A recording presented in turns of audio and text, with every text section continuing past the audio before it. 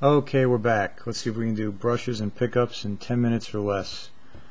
Alright, on the top is a stock pickup shoe. On the bottom is one we've rebent. You can get a look at that, and we'll come back to that in a couple of minutes. It's hard to hold them both. Get them in the camera. Okay.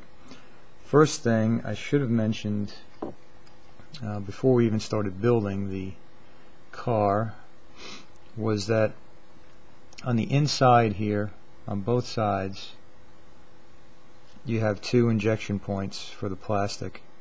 So there might be a slight gate remnant, and you may need to just take a flat screwdriver and just scrape that and make sure it's flat so it doesn't interfere with the spring. Okay. Now the brushes, let's do that real quickly.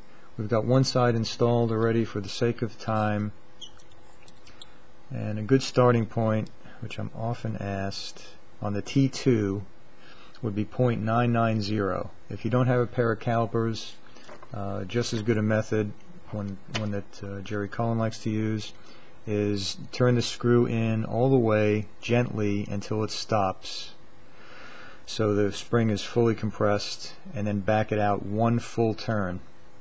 Just be careful not to use a lot of pressure and damage the spring. Alright, so again, we've got the brush and spring installed on the other side. We've already put some Loctite, not a lot, just enough to fill in the threads. And the final dimension overall, again, this is a starting point. You want 1.080.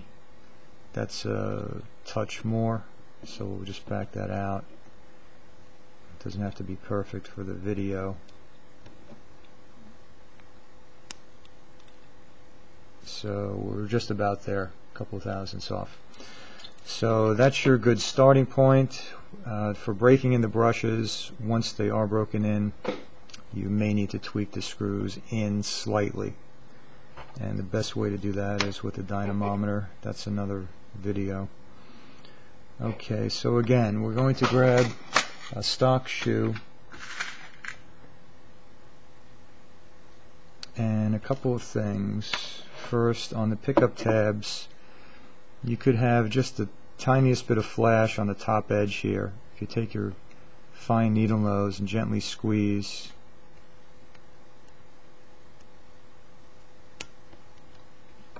usually takes care of that. And we've got a fairly close fit between the chassis and the slot in the shoe, which is good. You don't want too much slop. You can always remove material, and you always have a slight burr on any stamping. So on the outside you could take a little stone, the corner of this is a track stone, and knock that down, or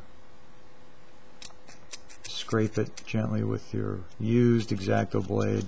Don't use a new one, and angle it so you can get the inside edge as well.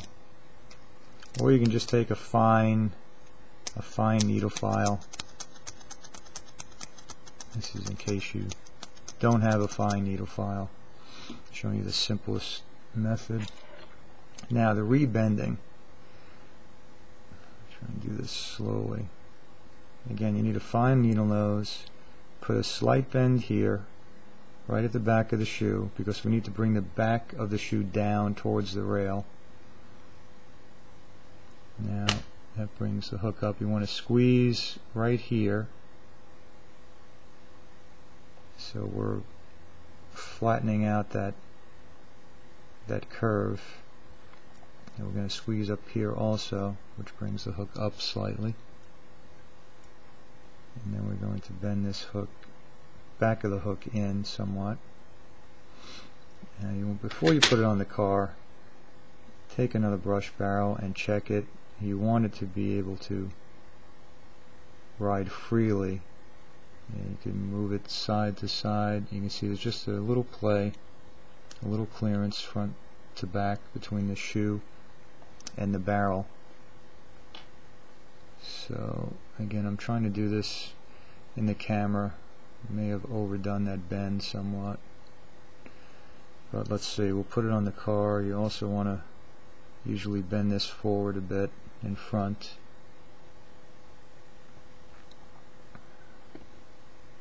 So let's put that on.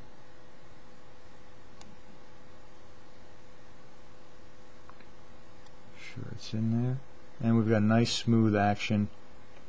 And you just need to check that. Have a light touch with your finger and make sure that there's no interference whatsoever. The action has to be nice and smooth, and it is.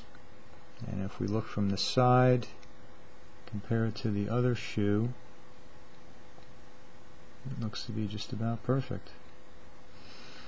And the final step, if you've got your tension right, and that's the other thing, the stock springs are usually just maybe a slight tweak.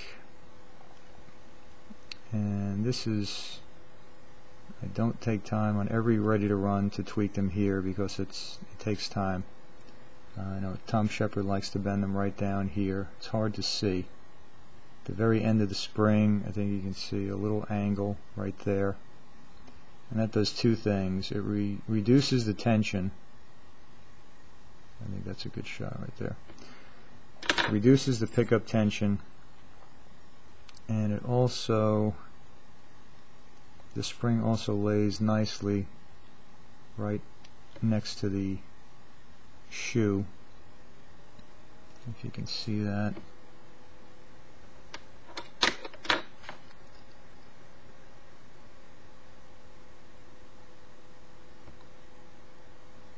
It lays right alongside this portion of the shoe.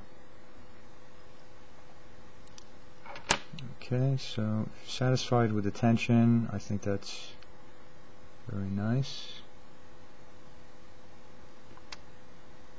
Oh, the other thing I should have mentioned when we first started, the legs of these springs are a bit long, and you want to trim them a bit so you don't want them to both contact the metal clip, bulkhead clip.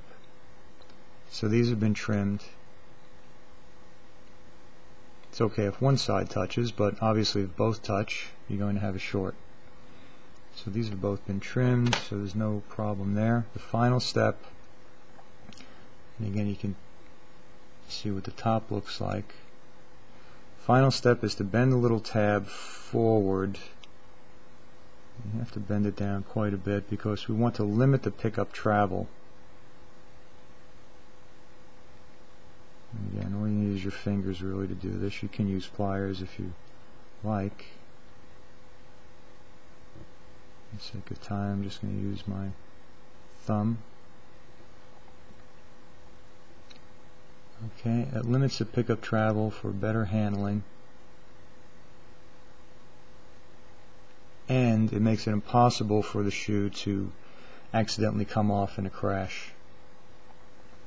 So it's a double purpose.